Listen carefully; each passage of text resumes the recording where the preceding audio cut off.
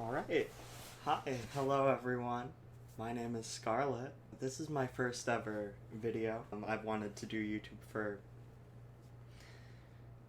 more of my life than I can remember that I can't. So here I am. Hi. I'd like to preface my whole video by saying that I am by no means an expert on gender studies or anything, really. I would say that I'm an expert on funny pirates.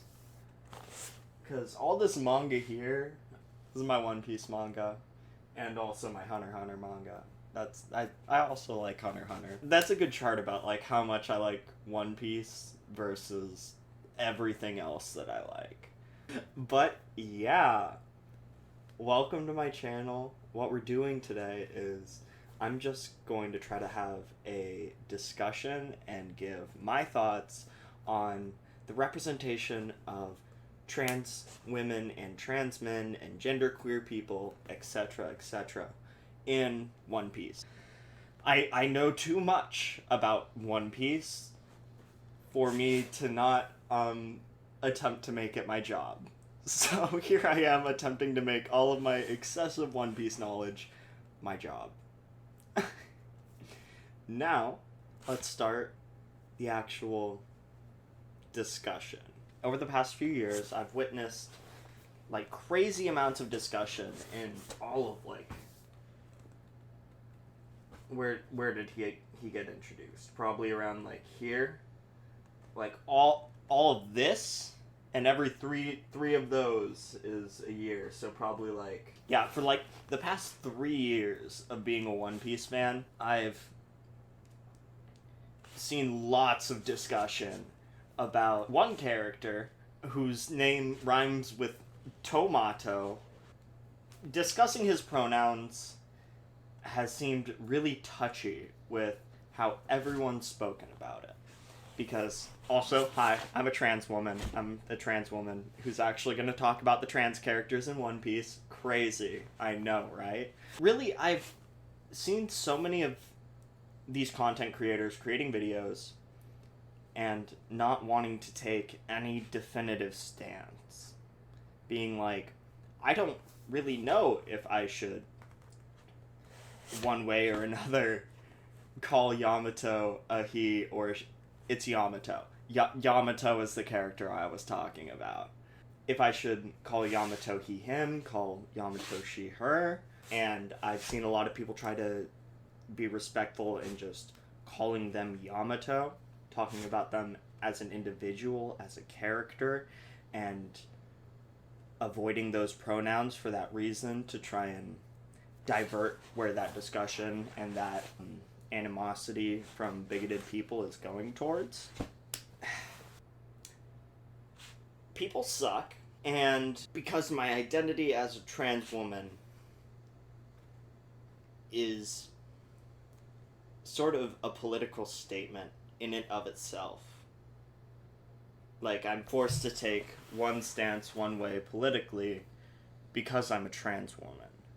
And not to get any kind of political, because, like I said, I am an expert on funny pirates and funny pirates alone.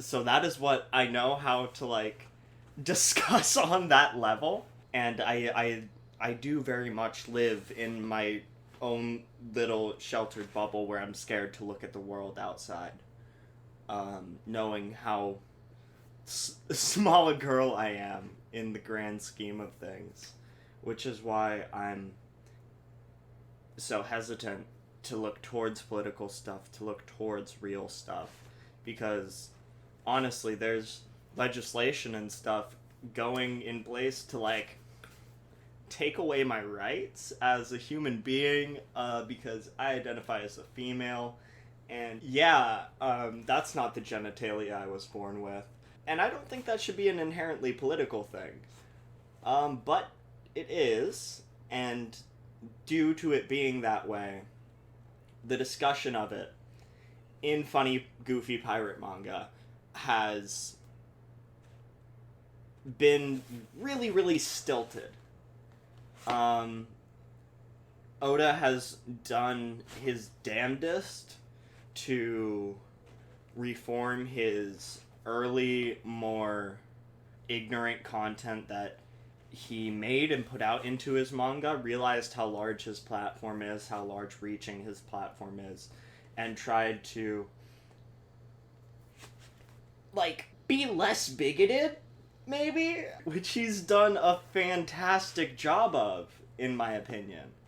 One of the scenes that is talked about like crazy revolving these discussions, and just a scene I want to talk about as a baseline, is the bathhouse scenes that Oda had at the end of Wano, at the end of Act 3, after we went all Looney Tunes on his ass and whatever.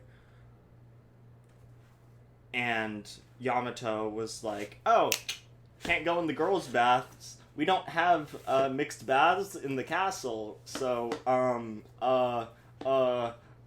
then it just showed Yamato in the men's bath with the men, and it showed Okiku in the women's bath with the women. And as a trans person who is obsessed with this series, when that chapter released and I was alone in my room reading that chapter, I know it was a silly anime, ooh, titties in the bathhouse scene, ooh, they're titty in the boy bathhouse because it's a trans man. Because, like, Sanji had, like, bloody nose and, like, oh, Yamato-chan! Like, Sanji fucking would probably do, or will do, whatever Yamato becomes a part of the crew, please. Not me projecting wanting a trans straw hat. I think those scenes really were beautiful in so many ways, because it showed nothing but love and admiration and just respect, and it really does fit in with the themes of One Piece, in the themes of being the person you are, living your tale in the way that you want to live it. It really makes me like, what the fuck are you doing, when I see people that are like huge One Piece fans, but they just have that one boy best friend that they just really care about, but like they fucking hate them, but like they really care about them though. Sanji and Zoro are in a gay relationship. That is all I'm saying on the subject. I was recently reading, here she is, because I wanted to reread the One Piece manga from where I was. And in this volume, we see the introduction of Okiku. Let me see if I can find it. Yeah, there it is. So this is the first panel that we see with Kiku, and the first, like, situation that we see her in. TLDR. Kiku's hot as fuck. She's being thirsted over by this rich guy. She lives in the poor place, so he thinks that he's entitled to be able to have whatever he wants from Kiku. Little does he know, Kiku's a badass samurai, so she's having none of that shit. And cuts off his top knot, which is basically like ripping his balls off as a sumo wrestler, I guess. That's the whole thing there. But Kiku is being seen as this desirable woman, even to the point where she's like doing stuff to Zoro and like wrapping him up, and like any woman would be like, oh, these muscles, and she's like, damn, bro. And he's just like, yo, you big as fuck. She's like, yeah, little ass. She doesn't say anything about him being small, but this is really fun. It's like, man, you're fucking huge. Because she's like 3 feet taller than him. Fucking love One Piece. If you didn't notice. Okay, let me get back on track here. I realized I'm not a scripting YouTuber. I think I'm a bullet points YouTuber. Okay, just to get back on track. Stopping from talking about more recent events and recent depictions, because I think Oda's recent events and depictions have been a really great exploration of trans normality. Just the normalization of us as trans people just being the people that we are, and that being enough, we don't need to be questioned for that. We don't need to be like, yeah, it's just we are, and that's it. And I think that is the most beautiful take that I have seen anyone take when it comes to trying to represent trans people in media. Because while it is great and it does have its place for, like, I haven't seen Big Mouth. I know Big Mouth had, like, some character that was like, this is a trans character. They are trans. They talk about the trans experience. That does have its place, but that shouldn't be the standard what media is doing. They shouldn't be putting things... They shouldn't be putting minority groups on a pedestal as we're just looking at that and we're like, oh, that's a thing. That is a monkey. They like to jump around and fling shit at each other. Cool. Like, it feels like you're being put up as a show and not shown as a person. That's not a good feeling. Believe it or not. Not a very good feeling. But like I said, it does have our place in our culture because in places like fucking Big Mouth, where it can reach the ears of your aunt and your uncle who just consume the regular, like, whatever comes out on Netflix or whatever, and it gets the trans experience in a way they can understand to their ears, so that then whenever you see them, they can understand and sympathize with you. So it does have its place.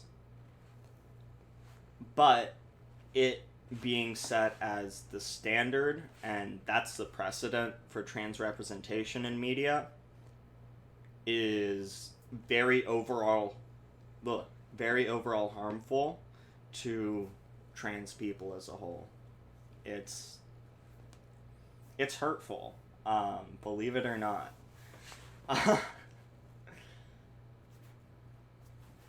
Moving on from that subject.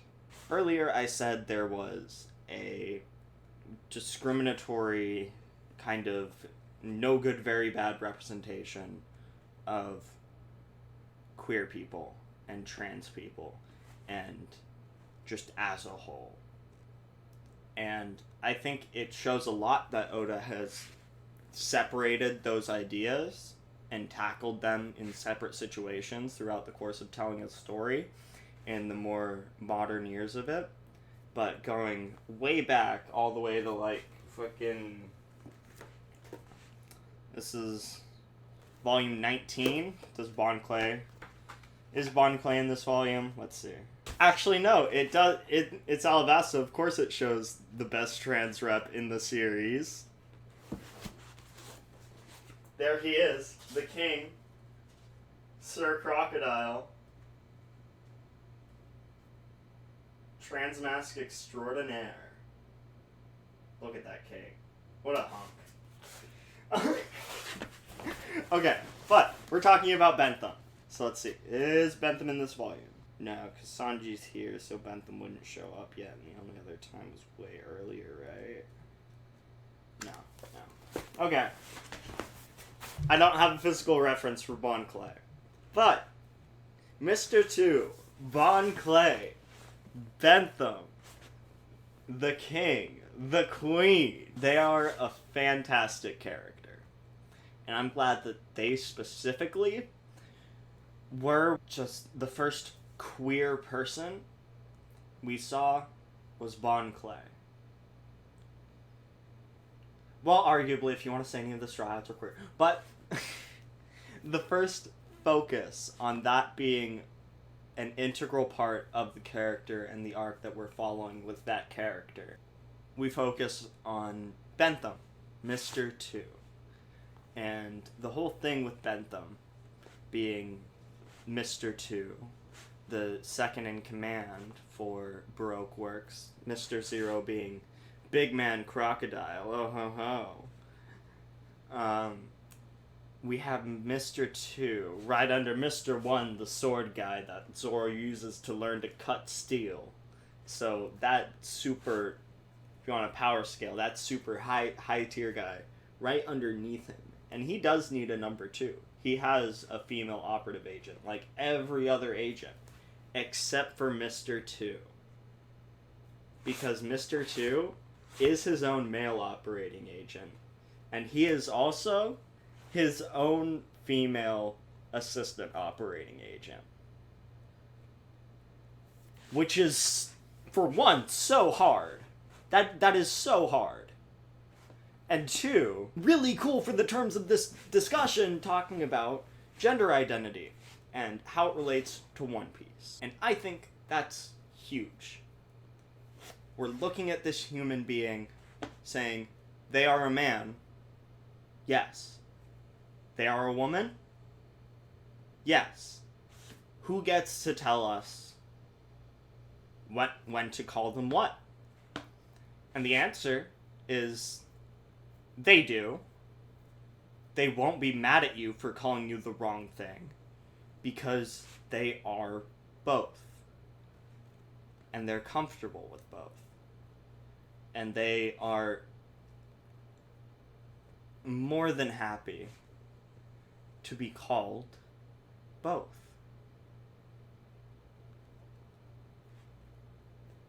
And I think that's beautiful.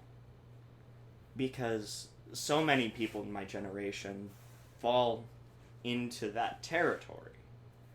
They don't know what they are. They know they're not cis and straight, but past that, they just don't know. Because we all grew up in a world where that information wasn't as immediately accessible as it really is today. And we're seeing the effects of that in our society with how all the young people are gay now. What the fuck is up with that? But there have been, like, studies done and showcased in old media formats that are saying that. They're like, why is everyone so gay now? And it's just, we live in a world that our community is able to expand worldwide. It's past just what we can access in our local communities. I'm very lucky that I've been privileged enough to put myself in a position where I can live in a little college town where there's many, many queers around me, so I feel in good company just going through my life. But honestly, I've lived in places where I didn't feel comfortable walking outside, and the most comfortable I could feel was walking 2 streets over to get to the grocery to get my food, and walking 2 streets back to my apartment and locking myself back in. And then going to my classes at the time. I know that if I was still living there, even in the online space that we spend so much of our time in,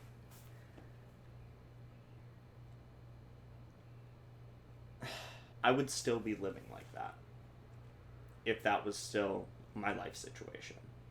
Thankfully, it's not. I was able to move on from it, move forward, take steps upward in life, and figure out how I could make other things my livelihood. Hopefully this will be the next step to doing that and making this my livelihood. If I could do that, that would be really cool. I can't keep normal jobs. I'm really bad at doing it. Fuck. And paying my rent is pretty cool. But I am seemingly pretty decent at sitting and talking to a camera in my room and looking pretty. So, come on. Click ads or whatever. So, Bentham was a great starting point. From that starting point, Oda took a good couple fucking backflips backwards. Then he ran back, what a good bit ahead, made Ivankov. Ivankov's fantastic. We'll talk about him later. But he went all the way back to make the whole, what people think of as the general umbrella of queerness in One Piece, being all of the Okama. and the Kamabaka Kingdom, which is now a badass revolutionary hub that just has a cutesy, flowery Barbie aesthetic, which I think is dope as hell.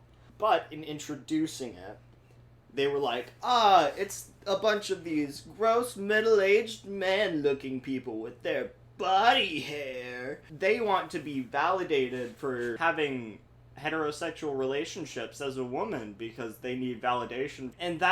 And they're seen as very, very icky, gross things with their little hairs and little chins and stuff that have little stubbles. As a trans woman, yeah, that's offensive. That's really offensive, actually. I'm glad that I read and experienced those parts of One Piece before I was a trans woman, because if I didn't, I would probably be like, wow, fuck this, fuck you, I'm out. But I didn't do that. I had not come to that conclusion with myself yet. So I was just like, haha, funny anime. And that was about it. I was also recovering from appendicitis whenever I watched that part of One Piece and was on opioids because of that. So that might have helped. Kamabaka Kingdom, as it was, pre-time skip and all that, kind of fucked. But the one exception to that, I do want to talk about Ivankov. Ivankov is a phenomenal character. I cannot stress how fantastic of a character that Ivankov is. And as a trans person, I'm kind of biased towards that, obviously. But if you're not familiar with the character, Emporio Ivankov is a character in One Piece who is introduced with having the Horo Horo no Mi, or the hormone fruit. What their fruit allows them to do is it turns their fingers into like a bunch of syringes, and they like, and like violently stab you with them, and then inject whatever hormone they want into you. And the primary purpose that they use it for is, in some anime logic way, injecting someone with enough hormone that if I got injected with it, it would transform my body and all that into the point where it would look like I was born a cis woman. But Ivankov is a great character. And, I mean, my trans fantasy of just wanting someone to be able to stick me with some needles once, and then I have the body of a cis woman, and I can just live my life as a woman perfectly without any hassle or medical fees or corporations I have to go through and try and understand how I feel about, while also getting things that will allow me to make me feel a little more like myself. I think that as a concept is beautiful. That's the kind of like futuristic technology that I hope we can achieve, because shit. Talking about it as a magical fruit power within One Piece, it's really cool.